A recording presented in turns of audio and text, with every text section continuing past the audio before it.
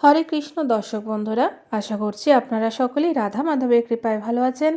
আজ আমরা শ্রীমদ্ ভগবদ্ গীতার 10ম অধ্যায় বিভূতি যোগের 8 ও 9 নম্বর শ্লোকটি পাঠ করব।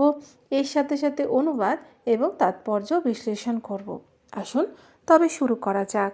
অহং সর্বস্য প্রভৌ মত্ত সর্বং প্রবর্ততে ইতি মত্তা ভজন্তে মাম ভূদা ভাবা সমন্বিতাঃ।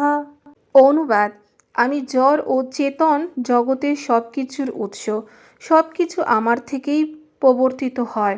সেই তত্ত্ব অবগত হয়ে পণ্ডিতগণ শুদ্ধ ভক্তি সহকারে আমার ভজনা করেন।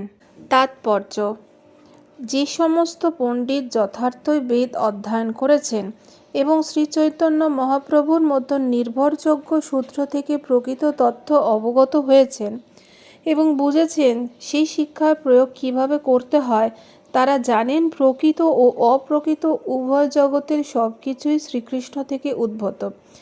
আর সেই তত্ত্বজ্ঞান লাভ করার ফলে তারা অনন্য ভক্তি সহকারে ভগবানের সেবায় নিযুক্ত হন। তারা কখনোই অপসিদ্ধান্ত বা মূর্খ মানুষের অপপ্রচারের দ্বারা প্রভাবিত হন না। সমস্ত বৈদিক শাস্ত্রসমূহে স্বীকৃত হয়েছে যে শ্রীকৃষ্ণই ব্রহ্মা, শিব আদি সমস্ত দেবদেবীর উৎস। অথর্ববেদে গোপালতাপনী উপনিষদে বলা হয়েছে কৃষ্ণই ব্রহ্মাকে প্রথম বৈদিক জ্ঞান প্রদান করেছিলেন এবং তিনিই সেই জ্ঞান আদিকালে প্রদান করেছিলেন। তারপর পুনরায় নারায়ণ উপনিষদেও বলা হয়েছিল যে নারায়ণাৎ ব্রহ্মা জায়তে, নারায়ণাৎ প্রজাপতি প্রজাপতয়ে, নারায়ণাৎ ইন্দ্র জায়তে, নারায়ণাৎ অষ্টবশো জায়ন্তে, নারায়ণাৎ একাদশ রুদ্র জায়ন্তে, নারায়ণাৎ দ্বাদশ আদিত্যা। নারায়ণ হতে ব্রহ্মার জন্ম হয়, নারায়ণ হতে প্রজাপতিদেরও জন্ম হয়, নারায়ণ হতে ইন্দ্রের জন্ম হয়, নারায়ণ হতে অষ্টবসুর জন্ম হয়, নারায়ণ হতে একাদশ রুদ্রের জন্ম হয় এবং নারায়ণ হতে দ্বাদশ আদিত্যেরও জন্ম হয়। এই নারায়ণ শ্রীকৃষ্ণের সাংস প্রকাশ। সেই একই বেদে আরও বলা হয়েছে ব্রহ্মণ্য দেবকী পুত্র, অর্থাৎ দেবকী পুত্র শ্রীকৃষ্ণেই ভগবান পরমেশ্বর। তারপর আরও বলা হয়েছে এক বৈ নারায়ণ আশীন ব্রহ্মণ ঈশান না পর নাগেশমন নেব দব্য পৃথিবী না নক্ষত্রাণী না সূর্য। সৃষ্টির আদিতে কেবল পরম পুরুষ নারায়ণ ছিলেন। তখন ব্রহ্মা ছিলেন না, শিব ছিলেন না, অগ্নি ছিলেন না, চন্দ্র ছিলেন না, আকাশে নক্ষত্র এবং সূর্যও ছিলেন না। উপনিষদে আরও বলা হয়েছে যে শিবের জন্ম হয় পরমেশ্বর ভগবানের ললাট থেকে। এইভাবেই বেদে বলা হয়েছে যে ব্রহ্মা ও শিবের সৃষ্টিকর্তা পরমেশ্বর ভগবানই সকলের আরাধ্য। মোক্ষ ধর্মে শ্রীকৃষ্ণও বলেছেন যে প্রজাপতিগণ, রুদ্র ও অন্য সকলকে আমি সৃষ্টি করেছি, যদিও তারা তা জানেন না, কারণ তারা আমার মায়াশক্তির দ্বারা বিমোহিত। বরাহ পুরাণেও আরও বলা হয়েছে যে নারায়ণ স্বয়ং পরমেশ্বর ভগবান, আর তার থেকে জন্ম হয় ব্রহ্মার, যার থেকে শিবের জন্ম হয়। শ্রীকৃষ্ণ সমস্ত সৃষ্টির উৎস এবং তাকে বলা হয় সব কিছুরই নিমিত্ত। তিনি বলেছিলেন যে যেহেতু সব কিছু আমার থেকে সৃষ্টি হয়েছে, তাই আমি সব কিছুর আদি উৎস। সব কিছুই আমার অধীন, আমার উপরে কেউ নেই। শ্রীকৃষ্ণ ছাড়া পরম নিয়ন্তা আর কেউ নেই। সদ্গুরু ও বৈদিক শাস্ত্র থেকে শ্রীকৃষ্ণ সম্বন্ধে এই জ্ঞান যিনি লাভ করেন, তিনি তার সমস্ত শক্তি কৃষ্ণ ভাবনায় নিয়োজিত করেন এবং তিনিই যথার্থ জ্ঞানী। তার তুলনায় অন্য সকলে যারা কৃষ্ণতত্ত্ব জ্ঞান যথাযথভাবে লাভ করেননি, তারাই নিতান্তই মূর্খ।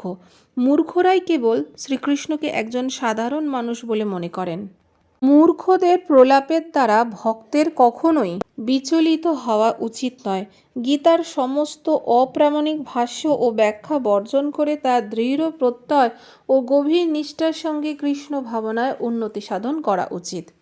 মচ্চিত্তা মদগত প্রাণা বোধয়ন্তা পরস্পরম কথয়ন্তশ্চ মাম নিত্যম তুষ্যন্তি চ রমন্তি চ।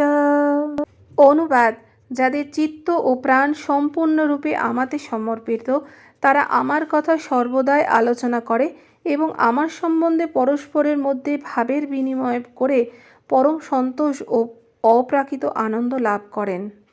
তাৎপর্য: শুদ্ধ ভক্ত যাদের বৈশিষ্ট্যের কথা এখানে বলা হয়েছে, তারা সম্পূর্ণরূপে ভগবানের অপ্রাকৃত প্রেম ভক্তিতে যুক্ত থাকেন। তাদের মন কখনোই শ্রীকৃষ্ণের চরণাবৃন্দ থেকে বিক্ষিপ্ত হয় না। তারা সর্বতোভাবে অপ্রাকৃত বিষয়বস্তু সম্বন্ধে আলোচনা করেন। ভগবানের শুদ্ধ ভক্তের লক্ষণ এই শ্লোকে বিশেষভাবে বর্ণিত হয়েছে যে শ্রীকৃষ্ণ ভক্ত দৈনিক 24 ঘণ্টায় ভগবানের গুণাবলী ও লীলাসমূহ কীর্তনে মগ্ন থাকেন। তাদের মন প্রাণ সর্বদাই শ্রীকৃষ্ণে মগ্ন থাকে এবং অন্যান্য ভক্তের সঙ্গে তারা তার কথা আলোচনা করে গভীর আনন্দ উপভোগ করেন। ভগবত ভক্তির প্রাথমিক স্তরে ভক্তরা ভগবানের সেবার মাধ্যমে অপ্রাকৃত আনন্দ উপভোগ করেন এবং পরিপক্ক অবস্থায় তারা ভগবত প্রেমে প্রকৃত স্থিতই হন। একবার সেই অপ্রাকৃত স্তরে অধিষ্ঠিত হলে তারা সর্বোত্তম আনন্দ আস্বাদন করতে পারেন, যা ভগবান তার ধামে প্রদর্শন করে থাকেন। শ্রী চৈতন্য মহাপ্রভু অপ্রাকৃত ভগবত ভক্তিকে জীবের হৃদয় বীজ বপন করার সঙ্গে তুলনা করেছেন। ব্রহ্মাণ্ডের সর্বত্র বিভিন্ন গ্রহলোকে অসংখ্য জীব ভ্রমণ করে বেড়াচ্ছে এবং তাদের মধ্যে কোনো কোনো ভাগ্যবান জীব শুদ্ধ ভক্তের সংস্পর্শে আসার ফলে ভগবত ভক্তির নিগূঢ় রহস্যের কথা অবগত হওয়ার সুযোগ লাভ করেন। এই ভগবত ভক্তি ঠিক একটি বীজের মতন এবং তা জীবের হৃদয়ে বপন করা হলে সে যদি তাতে মহামন্ত্র হরে কৃষ্ণ কৃষ্ণ কৃষ্ণ হরে হরে, হরে রাম রাম রাম হরে হরে শ্রবণ ও কীর্তন রূপে জলসিঞ্চন করতে থাকে, তাহলে সেই বীজ অঙ্কুরিত হয়। ঠিক যেমন নিয়মিত জলসিঞ্চনের ফলে একটি গাছে বীজ অঙ্কুরিত হয়, এই অপ্রাকৃত ভক্তিলতা ক্রমে ক্রমে বর্ধিত হয়ে জড়ব্রহ্মাণ্ডের আবরণ ভেদ করে চিদাকাশের ব্রহ্মজ্যোতিতে প্রবেশ করে। চিদাকাশেও এই লতা উত্তরোত্তর বর্ধিত হতে থাকে যতক্ষণ পর্যন্ত না সেটি সর্বোচ্চ গ্রহলোকে শ্রীকৃষ্ণের পরম আলয় গোলক বৃন্দাবনে প্রবেশ করে। পরিশেষে এই ভক্তিলতাটি ভগবান শ্রীকৃষ্ণের চরণ কমলে আশ্রয় গ্রহণপূর্বক পরমানন্দে বিশ্রাম করে। একটি লতা যেমন ক্রমান্বয়ে ফল ও ফুল উৎপাদন করে, সেই ভক্তিলতাও সেখানে ফল উৎপাদন করতে থাকে এবং শ্রবণ কীর্তন রূপে জলসিঞ্চনের পন্থাও চলতে থাকে। শ্রী চৈতন্য চরিতামৃততে এই ভক্তিলতার পূর্ণ বিবরণ দেওয়া আছে, যেখানে সেখানে বলা হয়েছে যে এই ভক্তিলতা যখন সম্পূর্ণভাবে ভগবানের চরণ কমলে আশ্রয় গ্রহণ করে, ভক্ত তখন ভগবত প্রেমে নিমগ্ন হন। তখন তিনি এক মুহূর্তের জন্য ভগবানের সংস্পর্শে ব্যথিত থাকতে পারে না, ঠিক যেমন একটি মাছ জল ছাড়া বাঁচতে পারে না। এই অবস্থায় পরমেশ্বর ভগবানের সংস্পর্শে আসার ফলে ভক্ত সমস্ত দিব্য গুণে গুণান্বিত হয়।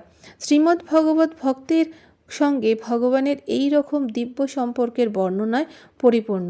তাই শ্রীমদ্ ভগবত ভক্তদের অতি প্রিয় এবং সেই কথায় শ্রীমদ্ ভগবতেই উল্লেখ করা হয়েছে।